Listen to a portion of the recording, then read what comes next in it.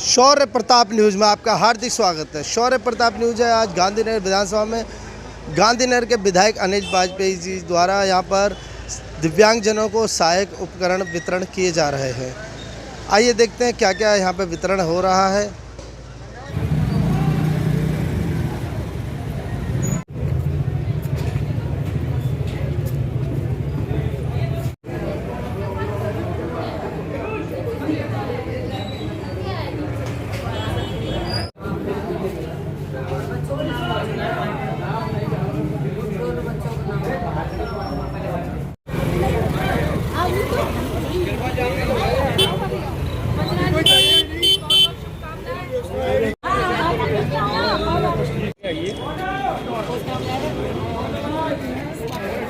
अरे आइए भाई साहब, आप भी आइए।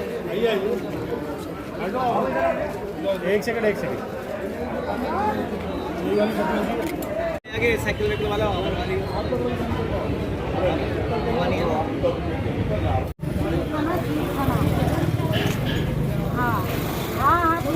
क्या नाम है आपका? तान्या। तान्या जी, आपको ये क्या मिला है? Wheel chair. आपको चलने में दिक्कत है?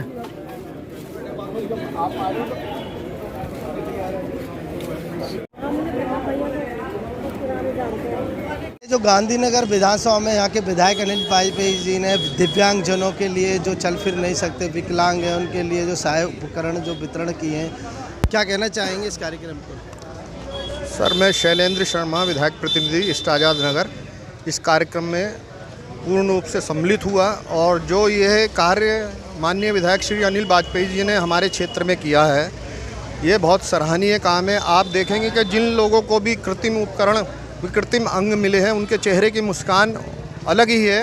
उनकी ऐसी अनुभूति प्राप्त हो रही है जैसे कि उनकी खुशी का कोई सामना न हो, क्योंकि ये लोग कभी ज़िंदगी में भी इन चीज़ों को ख़रीदने में असमर्थ थे। अब इनको सुविधाजनक ये चल सकते हैं। हाथ वालों को हाथ मिले हैं और ट्राइसिकल मिली हैं, हैंड बाइसिकल मिली हैं, तो लोगों को बहुत इस चीज़ का फ़ायदा हुआ है। और इसमें किसी भी चीज़ विशेष जाति या वर्ग को नहीं देखा गया है। समान रूप से सभी को ये उपकरण वितरित किए जाएँ। इसके लिए जितनी भी हमारे माननीय विधायक जी की सराहना की जाए उतनी ही कम है। और लोगों द्वारा इतनी प्रशंसा सुनने को मिल रही है कि हम लोग भी अपनी पार्टी के प्रति समर्पित होकर विधायक जी का बहुत आभार व धन्यवाद करना चाहते हैं। और इस तरह के ये कार्य हमारे विधायक जी ने पहली बार नहीं किया है। हमारे विधायक जी अपने क्षेत्र में कोई ना कोई ऐसा कार्य करते रहते हैं। जैसे अभी पुराने पुल का जो काम इतने सालों से रुका हुआ था, उसका श्रेय हमारे माननीय विधायक जी को ही जाता है। तो इसलिए मैं इनका पुनः आभार और धन्यवाद व्यक्त करता हूं। और मैं अपने को बहुत सौभाग्यशाली समझता हूं कि मुझे भी ऐसे कार्यक्रमों में हिस्सा लेने योग्य माननीय विधायक जी की तरफ से निमंत्रण मिल जाता है। आज हमारे साथ सादरा जिला के अध्यक्ष श्री संजय गोयल जी। संजय जी, यहाँ जो कार्यक्रम था, जो सहायक उपकरण और ये जो बांटे गए, इसके बारे में आज गांधीनगर विधानसभा के लोकप्रिय विधायक जी द्वारा 25 दिव्यांग भाइयों को और बहनों को ट्राईसाइकिल, व्हील चेयर और आर्टिफिशियल जो हैंड हैं वो बांटे गए हैं। और ये बहुत एक पुनीत कार्य है जो कि माननीय मोदी जी का पूरे देश में सबका साथ, सबका विकास, सबका विश्वास और सबका प्रयास में एक मुहिम है। सर्वधर्म समभाव, सभी धर्मों को एक जैसा मानना, यह भारतीय जनता पार्टी की परंपरा शुरू से हमारे मेन उद्देश्य हैं, जो आदरणीय हमारे विधायक जी ने चरितार्थ किया इस विधानसभा के अंदर। जो अभी जो लोकसभा के चुनाव आने वाले हैं दिल्ली में, और आम आदमी पार्टी और कांग्रेस ने जो गठजोड़ करा है, इससे क्या भाजपा पे कोई खास असर पड़ेगा? देखिए, भाजपा तो पहले से ही भाजपा है हमारी, और ये तो ठग जोड़ है। ये दो ठग मिल रहे हैं और जनता जानती है किस तरह से इन्होंने दिल्ली को ठगा है। केजरीवाल की उत्पत्ति कांग्रेस को ठग बताकर हुई, और आज केजरीवाल स्वयं जब उसके मंत्री जेल के अंदर हैं, तब वो कह रहा है कि कांग्रेस बहुत अच्छी है। और कांग्रेस के साथ उन्होंने ठग जोड़ जो किया है, वो जनता सब जानती। जनता अनपढ़ नहीं है, दिल्ली देश की राजधानी है, इसलिए जो स्थिति है इनकी बहुत ख़राब है। ऑटोमेटिक ये सिर्फ और सिर्फ बातें करते हैं, जनता को ठगना जानते हैं। इसलिए किस तरह से इन्होंने दिल्ली को लूटा है। दिल्ली देश की राजधानी होते देखिए सारी सड़कें टूटी पड़ी हैं, कोई फंड नहीं है, सिर्फ और सिर्फ अपनी राजनीति चमकाते हैं। जो पैसा विकास कार्य में लगना चाहिए, इलेक्शन कार्यों में लगाते हैं। जो सारा भ्रष्टाचार इनका है, कोई ऐसा डिपार्टमेंट नहीं है जहाँ भ्रष्टाचार इन्होंने नहीं किया है।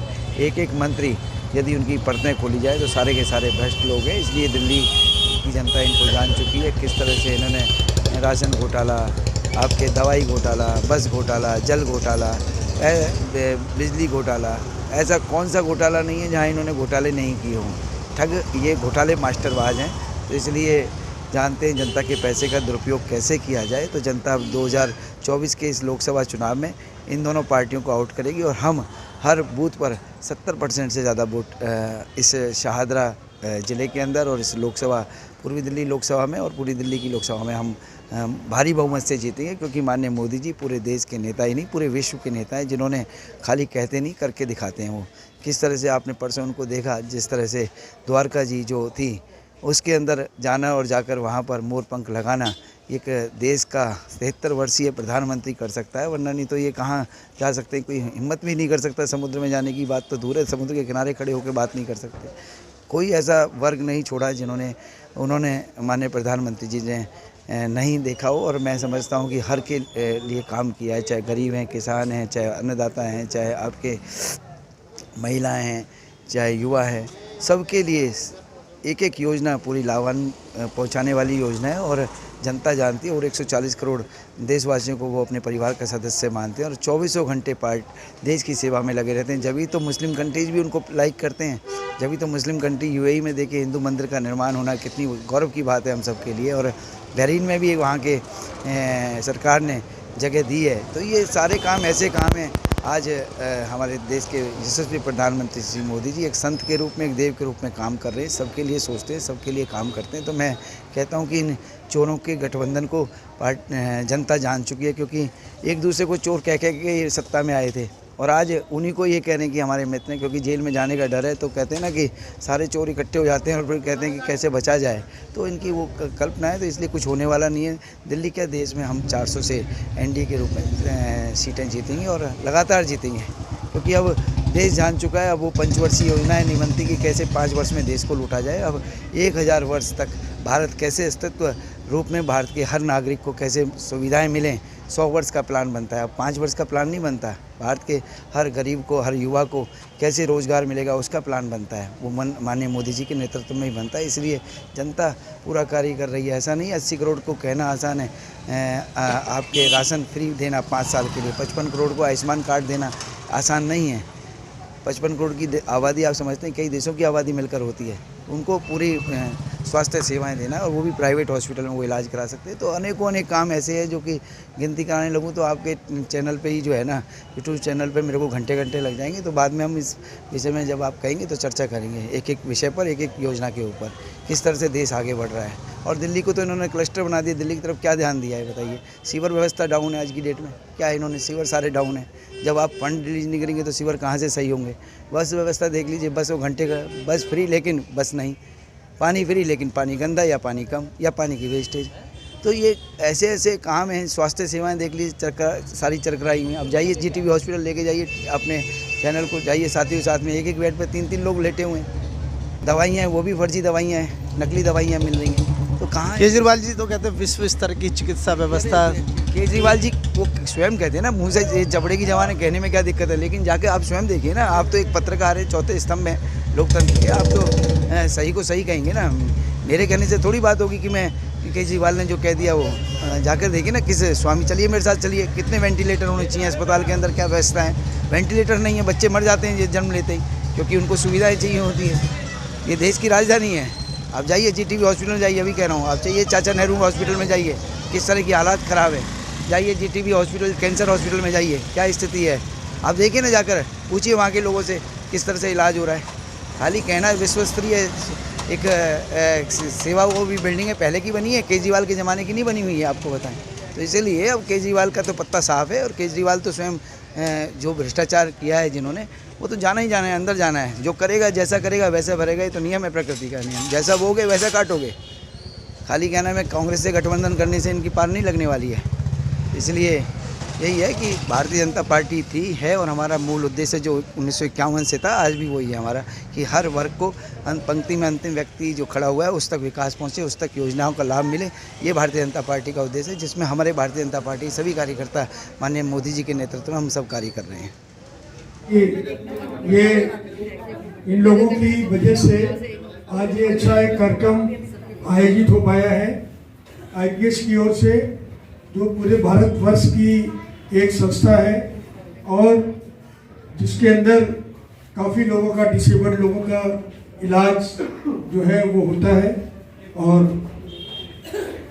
जो लोग भी अपनी सुविधा, आपके क्षेत्र में कोई ऐसा व्यक्ति है जिसको व्हील चेयर चाहिए हो, कोई ऐसा व्यक्ति हो जो जिसकी डिसेबल्ड हो, पैर में प्रॉब्लम हो, वहाँ पर सारी चीज़ों की व्यवस्था है। मोम की सिकाई है और जो कुछ भी एक लेबर है, पैर जो है अगर किसी के खराब है और जूता बनाना हो तो वो सारी चीज़, सारी सुविधाएं वो हमेशा उपलब्ध रहती हैं। तो इनके लिए बहुत बहुत धन्यवाद दोनों लोगों के लिए। और मैं कहूँगा कि मुकेश जी, आप इनको सार उड़ाकर सम्मानित कीजिएगा। और दूसरे भाई साहब कहाँ हैं? आप करिए, फोटो ले लीजिएगा भाई। और मैं गांधीनगर के, इनको सम्मानित करिएगा, जोरदार ताली बजा के इनको दोनों मिलकर स्वागत कीजिएगा इनका। जोरदार ताली बजा के स्वागत कीजिएगा। आज हमें गांधीनगर विधानसभा में, जहां पर गांधीनगर के विधायक अनिल वाजपेयी जी ने दिव्यांगजनों के लिए सहायक उपकरणों का वितरण किया है, और इस संदर्भ में पता है क्या क्या वितरण किया? यहाँ से एक माह पूर्व यहाँ पर कैंप लगाया गया था, इसमें मैंने मैसेज डाला था कि जो दिव्यांगजन लोग हैं और जिनको ट्राइसिकल या व्हील चेयर चाहिए, वो लोग चिकित्सा शिविर में आके अपना रजिस्ट्रेशन करा सकते हैं। तो 23 लोगों का रजिस्ट्रेशन हुआ है। आज उन्हीं सबको इसका वितरण किया गया है, और जिसके अंदर हमारे दिल्ली प्रदेश भारतीय जनता पार्टी के अध्यक्ष माननीय श्री वीरेंद्र सचदेवा जी, दिल्ली क्रिकेट एसोसिएशन के अध्यक्ष माननीय श्री रोहन जेटली जी, सरदार आरपी सिंह जी जो कि भारतीय जनता पार्टी राष्ट्रीय के प्रवक्ता हैं, और हमारे सादरा जिला के अध्यक्ष माननीय श्री संजय गोयल जी, डॉक्टर मोगा जी, और कामाख्या मंदिर से आए हुए पंडित जी, और IAS OP मिश्रा जी, और पूरी IPS की टीम यहाँ पर मौजूद थी।